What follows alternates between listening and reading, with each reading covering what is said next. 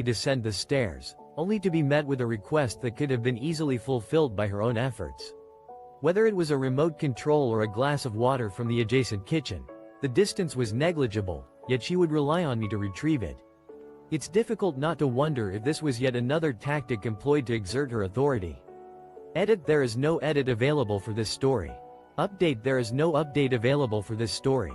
TLDR: parents' repeated summoning of their child from across the house, often for simple tasks, can be a form of emotional manipulation.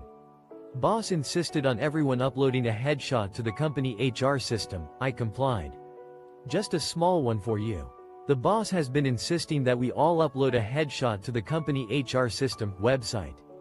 After briefly considering uploading a dick pic since he didn't specify which, the company's requirements for headshots on the HR system left room for interpretation. To avoid any potential issues, I decided not to take any risks.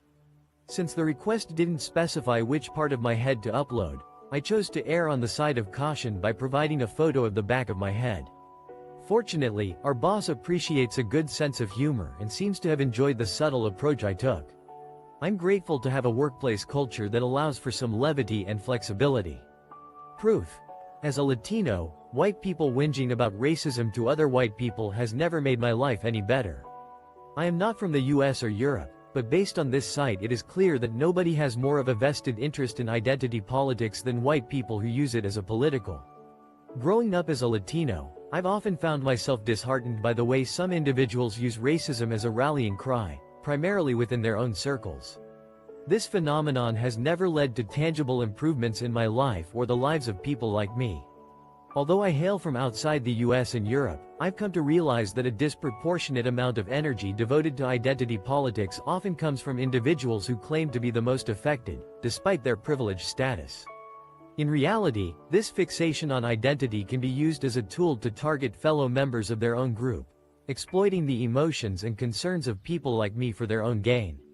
As a person who has been impacted by these dynamics, I implore this community to move beyond this narrow focus. I'm tired of being relegated to a predefined category and having to defend myself against accusations of being part of a privileged group. I am more than just my ethnicity or identity. I am a complex individual deserving of respect and understanding. Edit: no edits have been made to this response. Update: no updates have been made to this response. TLDR: a Latino individual expresses frustration with the way some people, particularly those in positions of privilege, use identity politics to target their own group, rather than addressing the real conceiving a child for a lesbian couple. Not artificial insemination but in-person sex, Illinois, in an odd situation. A friend of mine who is non-binary but born a female wants me to conceive a child with their fiancé, who is a female. Legally I have read about being a sperm lesbian co-parenting arrangement in Illinois. A complicated situation, a unique situation has arisen, involving a non-binary individual born female, their fiancé, and a potential co-parenting arrangement. I have been asked by this non-binary individual to conceive a child with their fiancé through intimate sex, rather than artificial insemination. The couple resides in Illinois but intends to conceive in Ohio, where I also reside. As I have researched the laws surrounding sperm donation and waiving parental rights in Illinois, I am uncertain about the specific implications of in-person conception. The non-binary individual's fiancé is willing to sign any necessary waivers, and the couple is unmarried but engaged. However, I am unsure if the engaged status affects the situation, as both parties are consenting. Given the complexity of this arrangement, I would appreciate any guidance or advice from those familiar with Illinois family law and co-parenting regulations. Specifically, I need to understand how the laws regarding sperm donation and waiving rights apply to in-person conception, as well as any other relevant factors to consider in this unique situation. Edit: no additional information has been provided at this time. Update: no further updates are available. TLDR: a non-binary individual born female and their fiancé stole about $20,000 from my father about 7 years ago. My father molested me all my childhood.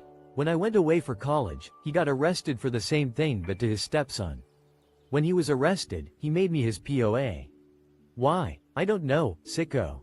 His retirement was paid out. 7 years ago, I took approximately $20,000 from my father without his consent.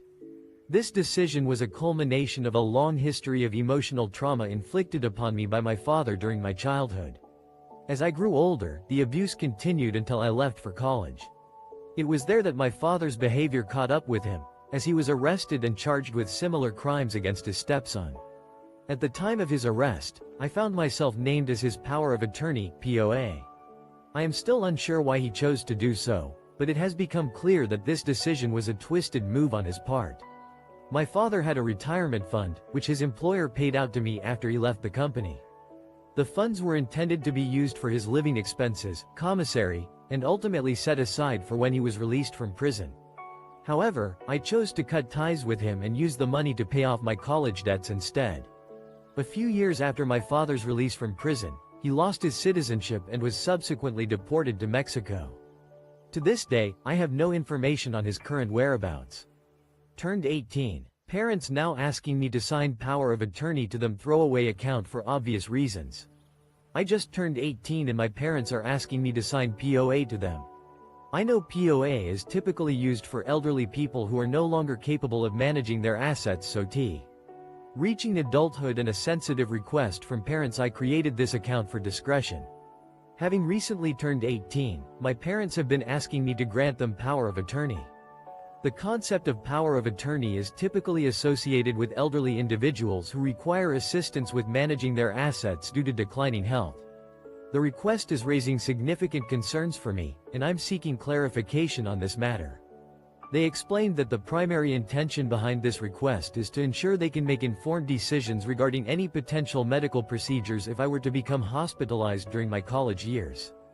However, I'm unsure about the implications of granting them power of attorney, and I'm seeking advice on what I should consider before making an informed decision. Edit: I will continue to update this thread with any new information I gather. Update: I'd like to provide more context. My parents have been involved in my life decisions throughout my childhood and teenage years, and it's been their style to be very involved in my life. This power of attorney request feels like the next step in their involvement, but I'm unsure if it's necessary or healthy. TLDR: I'm seeking advice on power of attorney and its implications, particularly in a situation where a parent is asking an adult child to grant. We escaped. Mill doesn't care, so we escaped from toxic family. We moved clear across the country by ourselves. Spouse, self, and 2 young children. Mill keeps sending whiny texts about us coming back to live, but she hasn't even once bothered to video chat or call to talk. Breaking free from a toxic past, we finally managed to distance ourselves from our toxic family and start fresh in a new location. My spouse, our 2 young children, and I relocated to the other side of the country.